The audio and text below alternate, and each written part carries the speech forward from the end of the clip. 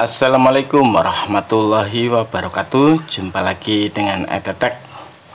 Buat teman-teman yang masih belum subscribe channel Etetek, silahkan subscribe untuk update terus video-video Etetek ya. Buat yang sudah pada subscribe, terima kasih banyak, matur suwun sudah mengikuti Etetek sampai sekarang. Kalau dirasa teman-teman merasa ada video Etetek yang bagus buat informasi yang lainnya, sebagai salah satu ajang teman-teman berbagi kebaikan, berbagi info kebaikan buat yang lain, silahkan teman-teman share,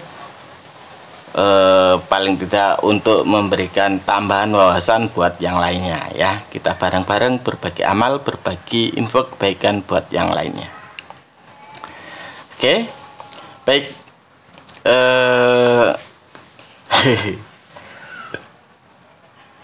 Ceritanya hari ini tadi jalan-jalan masih di kampung sih. Jadi kalau di kampung saya itu ada namanya wisata Pantai Pulau Cemara ya. Tadi bareng jalan-jalan sama keluarga sebentar. Karena kemarin ceritanya grup Etetek yang ketiga sudah penuh lagi ya, karena banyak yang minta lagi, terpaksa saya buatkan grup Etetek saham yang keempat. Patut teman-teman ingat bahwa saya bukan guru, saya bukan suhu, saya masih newbie juga seperti teman-teman semua. Saya juga masih belajar. Di grup WhatsApp Etetek bukan tempat untuk dapat sinyal saham atau apapun ya. Di sini tempat belajar bareng, berbincang-bincang bareng, saling memberi dan mengingatkan kalau ada yang salah. Kita bareng-bareng belajar. Saya juga masih harus banyak belajar. Kita bareng-bareng belajar. Saya bukan guru, saya bukan suhu, saya cuma teman belajar teman-teman semua ya. Buat teman-teman yang nanti mau bergabung di grup Etetek 4, nanti linknya saya sertakan di keterangan video ya. Oke, karena ada permintaan dari teman-teman untuk bahas fundamental analisis, saya akan coba bahas teknik fundamental analisis saham yang simple sebetulnya, untuk mencoba menilai kapabilitas, kemampuan atau kekuatan suatu emiten saham, kekuatan suatu perusahaan. Saya akan coba pakai apa namanya, PTBA dulu. Kita coba lihat PTBA. PTBA kan termasuk saham qualified ya.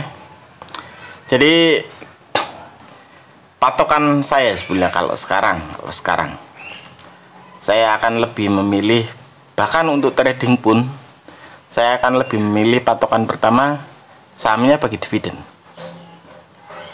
Umumnya kalau saham bagi dividen secara keuangan biasanya perusahaannya bagus. Dia sampai berani untuk bagi keuntungan perusahaan, berarti secara keuangan dia bagus. Itu prinsip paling sederhana saja. Entah mau investasi, entah mau trading, alasan itu bisa jadi patokan paling sederhana buat teman-teman untuk membeli trading atau untuk membeli investasi saham ya. Karena PTBA bagi dividen, PTBA juga masuk dalam list watchlist saya. Terus kita masuk ke case statistiknya. Kita kan akan bicara masalah fundamental analisis ya. Apa yang patut kita cermati? Yang pertama, EPS-nya. Kalau sebuah perusahaan bagus, entah dalam kondisi sedang terjelek sekalipun, labanya masih ada. Biasanya masih ada. Meskipun memang lebih kecil daripada waktu tidak ada masalah, mungkin seperti PTBA pada kuartal 1 2020 labanya lebih rendah daripada pada Q1 tahun 2019 ya kan. Kita coba bandingkan antara PTBA dengan Adro misalkan. Adro, EPS-nya seperti apa kita lihat. Adro EPS-nya bahkan kalau untuk Q1 2020 hampir sama antara tahun 2019 dan tahun 2020. Ini berarti secara, kalau kita membandingkan kemampuan labanya, Adro dengan PTBA masih bagusan Adro, meskipun dua-duanya masih sama-sama qualified pertama itu ya. Kita lihat di EPS-nya. Kita coba bandingkan perusahaan sejenis, siapa yang mampu untuk membukukan laba terbesar bahkan dalam kondisi paling parah sekalipun. Itu yang pertama. Kita lihat EPS-nya. Usahakan EPS-nya bertumbuh. Yang kedua, kita lihat di bagian fundamentalnya. Kita lihat cash flow-nya seberapa besar, operating profit-nya seberapa besar, net profit-nya seberapa besar. Intinya kalau perusahaan lumayan kuat, biasanya di daerah sini nggak ada yang merah. Daerah fundamental nggak ada yang merah harusnya. Kalau secara fundamental memang dia kuat. Oke, kita lewati bagian fundamentalnya. Yang patut teman-teman lihat adalah di bagian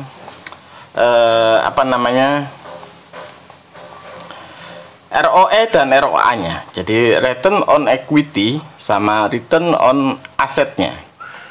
Biasanya sih yang paling sering dipakai teman-teman investor itu dalam menilai analisis fundamental suatu saham adalah ROE-nya. Jadi karena biasanya perusahaan tetap punya ketergantungan dengan utang, umumnya ROE yang akan dipakai teman-teman untuk menganalisis suatu saham. Biasanya kalau ROE sanggup di atas 20%, itu berarti saham luar biasa, emiten sahamnya luar biasa, perusahaannya luar biasa. Kalau sampai ROE-nya di atas 20%, ya paling minim di atas 10% ROE-nya. Kayak misalkan PTBA ini ROE-nya 18%. Hitungannya cukup bagus, cukup aman dalam kondisi yang sekarang, ya. Itu ROE-nya. Kalau bisa di atas 20%, paling minim di atas 10%, ya. Catat ROE-nya kalau bisa seperti itu. Setelah ROE, kita lihat di bagian DER-nya. Kalau bisa, cari saham-saham yang DER-nya di bawah 100. Syukur kalau DER-nya sanggup di bawah 50%. Kalau DER PTBA ini 39%, malah luar biasa kan, utangnya kecil, DER-nya di bawah 50%, PTBA berarti hitungannya bagus. Cari saham-saham dengan ini, karena kondisinya dalam kondisi ngaco seperti ini, berarti DER punya peranan penting untuk teman-teman pakai dalam melihat emiten saham yang teman-teman ambil itu aman atau tidak dalam kondisi yang mungkin masih akan berlanjut agak lama. Karena kalau dari perkiraan para ahli, kemungkinan ekonomi baru pulih sekitaran tahun 2022. Berarti masih 2 tahun lagi, ya kan? Itu DER. Cari saham-saham dengan DER di bawah 100 kalau bisa. Jadi patokannya apa tadi? Pertama dividen, terus lihat EPS-nya, labanya masih bertumbuh atau tidak, dalam kondisi seperti apapun masih bertumbuh atau tidak DER-nya. Jadi dia bagi dividen, 2 lihat EPS-nya bertumbuh atau tidak, atau EPS itu kayak laba ya, labanya bertumbuh atau tidak. Terus lihat ROE-nya minimal di atas 10%, kalau bisa di atas 20%, itu ROE-nya. Lihat DER-nya, DER-nya kalau bisa di bawah 100, syukur di bawah 50 DER-nya. Selanjutnya lihat cash ratio-nya, CR. Ya, lihat cash ratio-nya. Kalau bisa cash ratio-nya di atas 100%, kalau bisa. Paling minim di atas 50%. Kalau bisa. Cash ratio PTBA ini 167, bagus. Kita lihat cash ratio Adro berapa. Cash ratio Adro 122, bagus, ya kan. Cari yang cash ratio-nya di atas 100% kalau bisa. Paling minim di atas 50%. Untuk memastikan saham yang teman-teman beli, entah untuk trading atau untuk investasi, aman bahkan dalam kondisi separah sekarang, ya. Itu beberapa patokan analisis fundamental paling simpel kalau menurut saya, kalau teman-teman mau memilih suatu saham. Saya ulangi ya. Pertama, pastikan sahamnya bagi dividen. Kalau saham bagi dividen berarti secara kekuatan keuangan perusahaan bagus, karena dia mau bagi keuntungan perusahaan untuk para investornya. Itu yang pertama. Yang kedua, lihat EPS-nya bertumbuh atau tidak. Paling tidak lihat di EPS tahunannya. Kalaupun tidak bertumbuh karena kondisinya sedang parah, bandingkan dengan perusahaan lain. Kalau penurunan labanya masih lebih bagus daripada yang lain dan masih ada laba, itu berarti perusahaan masih bagus. Jadi lihat EPS, itu yang kedua.